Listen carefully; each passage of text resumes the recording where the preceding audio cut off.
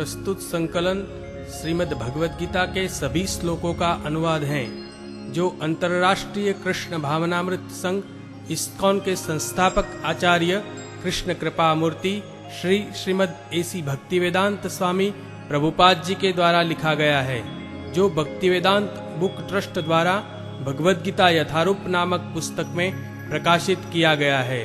इसके निर्माता है कमलेश पटेल करमसद.com और वाचक है सबेसाची दास। भगवद गीता साक्षात भगवान की वाणी है।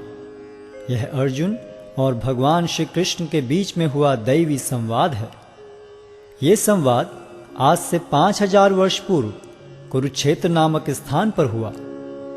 भगवद गीता में जीवन के सभी महत्वपूर्ण प्रश्नों का उत्तर है, जैसे हम कौन हैं, भगवान कौन है, हमें कष्ट क्यों होते हैं, क्या पुनर्जन्म होता है, क्या अन्य ग्रहों पर जीवन है, हम कैसे इस जन्म और अगले जन्म में सुखी रह सकते हैं, हम कैसे भगवत धाम को जा सकते हैं।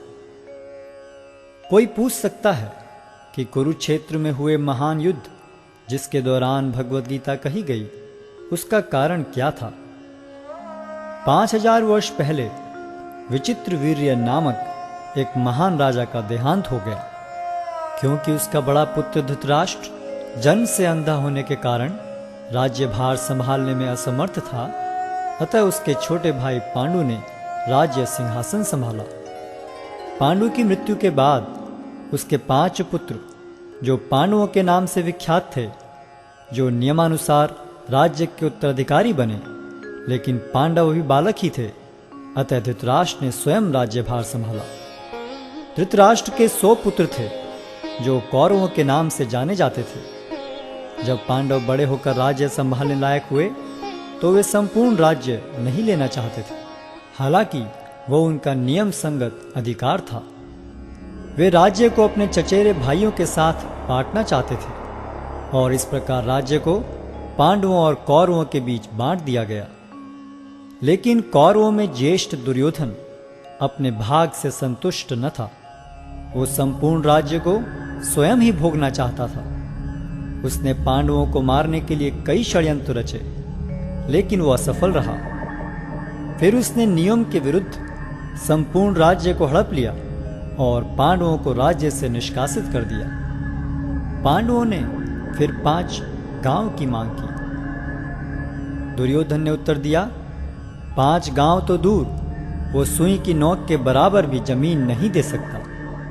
भगवान श्री कृष्ण ने जमीन के इस झगड़े को शांतिपूर्ण एवं अहिंसात्मक तरीके से सुलझाने का प्रस्ताव रखा, लेकिन दुर्योधन ने यह प्रस्ताव को अस्वीकार करते हुए पांडवों के प्रति युद्ध की घोषणा कर दी, और इस प्रकार महाभारत का महान युद्ध अवश्यंभावी हो गया। युद्ध की तैयारी में अर्जुन और दुर्योधन दोनों ही भगवान श्री कृष्ण के पास सहायता मांगने गए। भगवान श्री कृष्ण उनकी मदद मांगने को आए किसी भी व्यक्ति को नहीं ठुकराते थे, चाहे वह सज्जन हो या दुर्जन। भगवान श्री कृष्ण ने अपनी संपूर्ण सेना को एक ओर तथा स्वयं को मार्गदर्शक के रूप में दूसरी ओर देने का प्रस्ताव रखा। दुर्योधन ने भगवान श्री कृष्ण की सेना को चुना, जबकि अर्जुन भगवान को मार्गदर्शक के रूप में प्राप्त करने को उत्सुक था। इस प्रकार भगवान श्री कृष्ण अर्जुन के मार्गदर्शक तथा सारथी बने। युद्ध स्थल में अर्जुन एक दुविधा में पड़ गया कि वह अपने अधिकारों के लिए लड़े, जिसके लिए आवश्यक था अपने ही स्वजनों का वध, या युद्ध भूमि से पलायन कर दुष्ट दुर्योधन को राज्य पर शासन करने दे। अर्जुन अपने को इस दुविधा से बाहर निकालने में असमर्थ पाकर भगवान श्री कृष्ण की शरण लेता है।